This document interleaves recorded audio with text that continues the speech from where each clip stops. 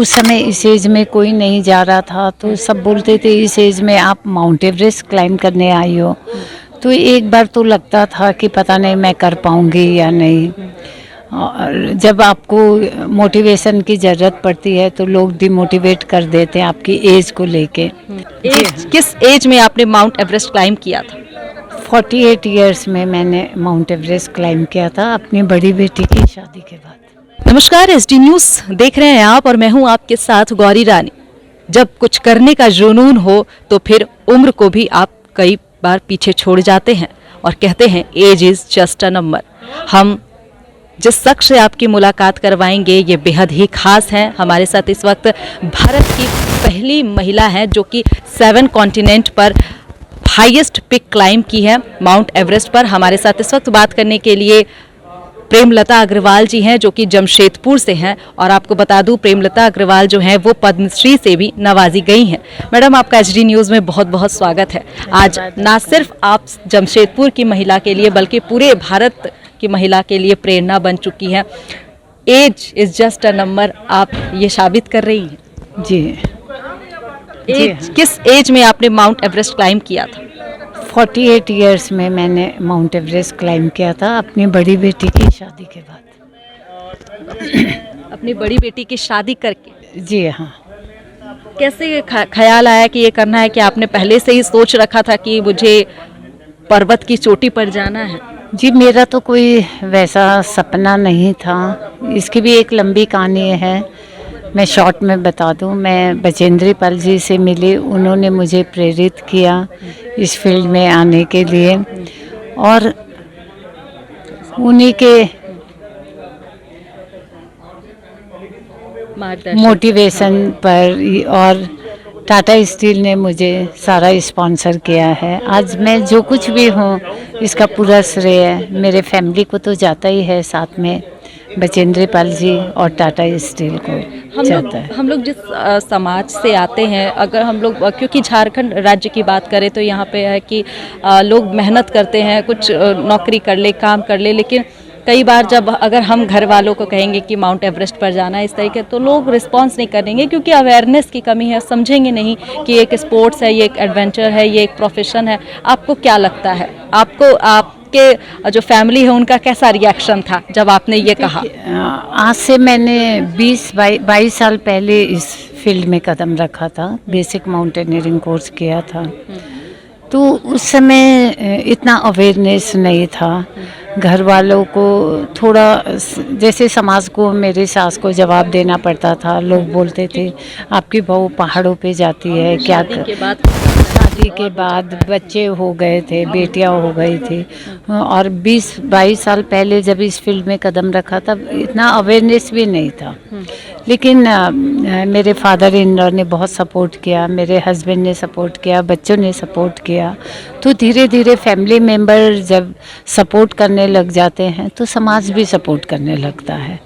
फिर देखा घर वालों ने भी कि पहाड़ों पे जाके आती है तो और भी फिट होके आती है, कि बहुत कुछ नेचर हमें बहुत कुछ सिखाता है। Time management, leadership quality, patience रहना, हर तरह की परिस्थितियों में कैसे आप डट के मुकाबला करते हो, वो सारा कुछ जब आप सीख जाते हो तो घर में भी वो सारा कुछ झलकता है।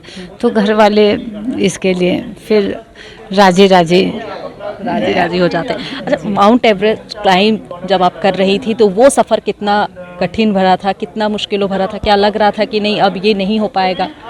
जी हाँ, वो तो बहुत ही कठिन था।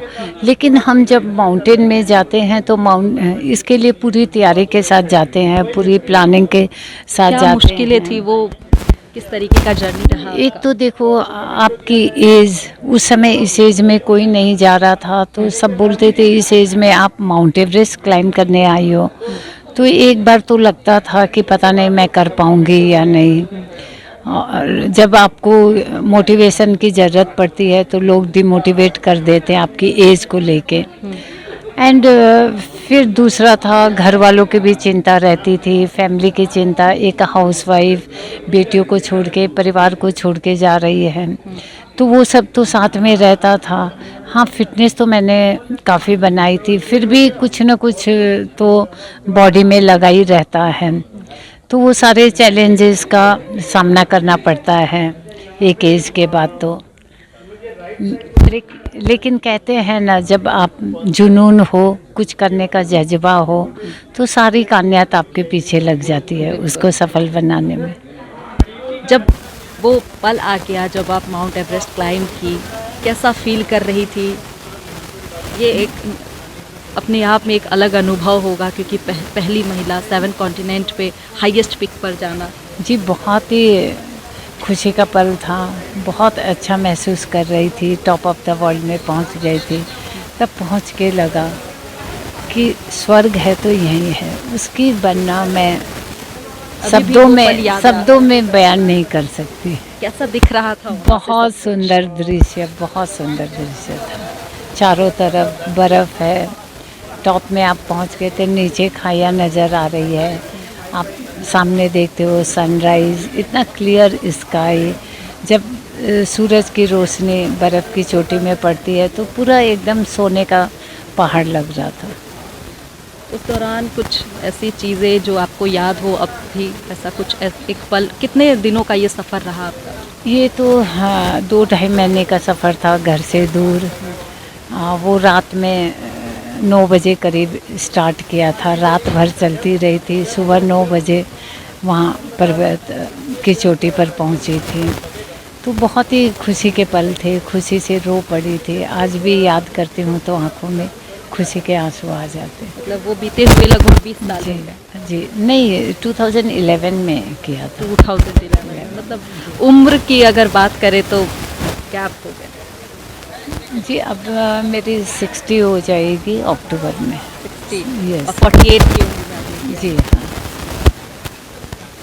क्या Thank you. युवाओं को क्या आप कहना युवाओं चाहेंगी? को ये संदेश देना चाहती हूँ, आजकल तो लोग बोलते हैं छोटी उम्र में नी पेन हो गया, बैक पेन हो गया, कि तो अपने फिटनेस पर ध्यान दीजिए। देखिए, कभी कभी तो आपका बीमारी के साथ ही हमें जीना आना पड़ेगा। ये नी पेन, बैक पेन, वो सब तो होता ही रहेगा। इसके बावजूद आप फिट रहेंगे तो हर परिस्थिति का आप मुकाबला कर सकेंगे। तो फिट रहिए।